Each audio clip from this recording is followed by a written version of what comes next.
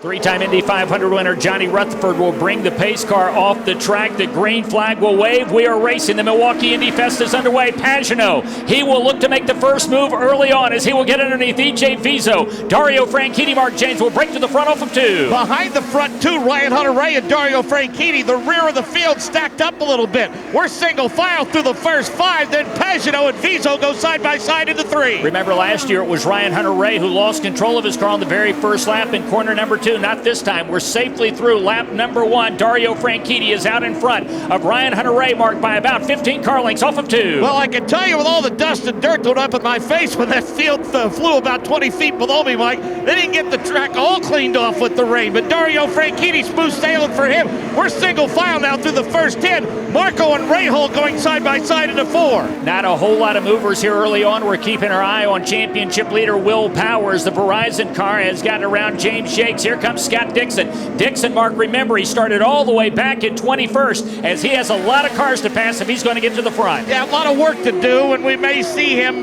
pit out of sequence to try to make that up. Pagano, Vizo, probably the best battle among the front 10. They're nose to tail out of four. As we watch the race for the lead, Ryan Hunter-Reay trying to get underneath Dario Franchitti. Newgarden will come to pit lane as we've got three cars running in front of the leaders. Dario Franchitti will pull to the inside as Ryan Hunter-Reay tried to make the move in turn number three. Mark James unable to get it done. They're clearing lap traffic off of two. Yeah, Ryan Hunter-Reay has the leader squarely in his sights. A trio of cars run in front of them. It's Charlie Kimball, it's Conway, it's Ed Carpenter. Now we see Elio Castroneves wants to join in that fight, and it looks like Rubens Barrichello's going to try to get in the middle of it as well. Mike, one of the Penske cars awfully slow to the high side. That's Ryan Briscoe off of four. Catherine Legg will dive onto pit lane as well. And Davey, we knew the tires were going to drop off quickly here. That has been what you've been hearing from your driver all weekend long. And certainly at 26 laps complete, it looks like some drivers fighting some handling issues right now. Well, Catherine did a great job by not hitting the wall. She got up really high in turns 3 and 4. Mike got those marbles. Once you get those on your tires, it's hard to get them off. But I'll tell you what, who's struggling, Ryan Briscoe. We see him laid out right now. I expect to see him come in the next few laps. Ryan Hunter-Reay, though, is going to be our race leader when Elio Castroneves comes to pit lane. Let's go to turn 4, and we've got a problem, and that looks like it could be Simona Di Silvestro, and it is Mark James. So Simona Di Silvestro has a problem in turn number 4 with 66 shown complete, and that will bring out our first caution. Yep. 79 of 220 laps at the line. Yeah, and it's Ed Carpenter, the lap car, excuse me. So it is the second place car who will start on the outside of the second row as Mike Conway will try to get underneath EJ Vizo. So Vizo now will battle Carpenter as Ed Carpenter goes to the outside trying to get his lap back. Mark James, they head to you in 3. Boy, Carpenter hanging on for dear life. The rear of that car really danced around on Ed Carpenter. He grabs the spot for Vizo.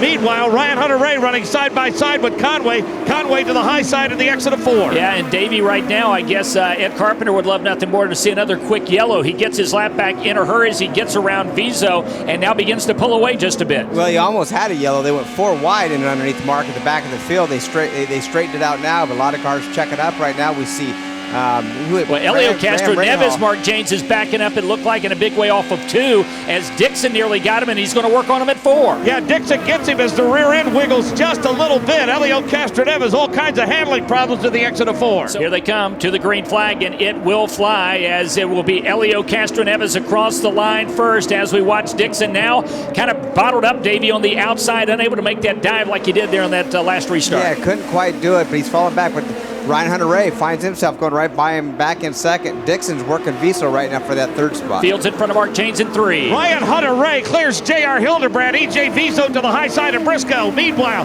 Elio Castroneves has set tail down the main straightaway. Mike, about 10 cars back. The 26 RC machine of Marco Andretti looks awfully racy. EJ Vizo trying to pull up and get around the National Guard car. That is the 4 machine of J.R. Hildebrand. Mark is right now. Hildebrand has shown a couple of laps down. Yeah, Hildebrand's car just not real racy right now. We mentioned he's a couple of laps down.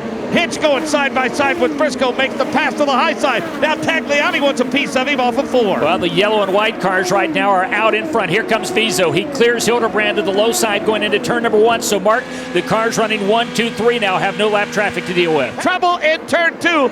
couple of cars against the wall at the apex of turn Sato. 2. Yeah, it looks like one of them is Takuma Sato and the other one is James Jakes.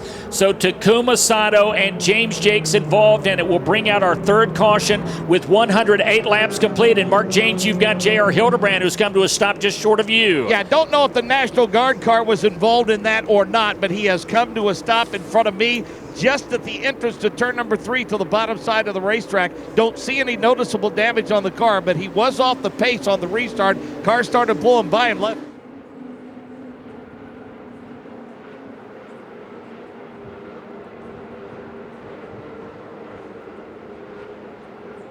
Now, looks like he's going to shoot right underneath. Oh, I'll tell you what happens. He and Briscoe touched. Him and Briscoe touched early. That looks like coming off of turn 4, the lap before. Actually did have a little touch going down the front straightaway.